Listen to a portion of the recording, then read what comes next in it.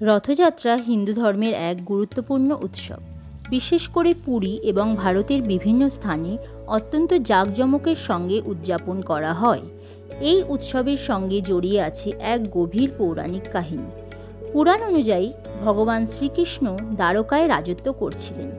তিনি যখন ভূপৃষ্ঠ ত্যাগ করেন তখন তার ভক্তরা অত্যন্ত দুঃখিত হয়ে পড়েন।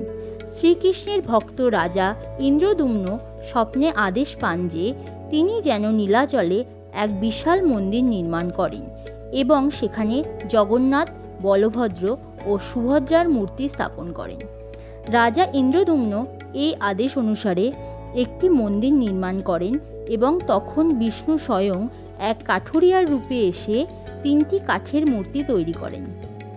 এই কাঠুরিয়ার নাম ছিল বিশ্বকর্মা। তিনি শর্ত দেন, যতক্ষণ না মূর্তি নির্মাণ সম্পূর্ণ হবে কেউ যেন দরজা না খুলে। কিন্তু রানী কৌতূহলবশত দরজা খুলে ফেলেন এবং তখনই বিশ্বকর্মা অদৃশ্য হয়ে যান।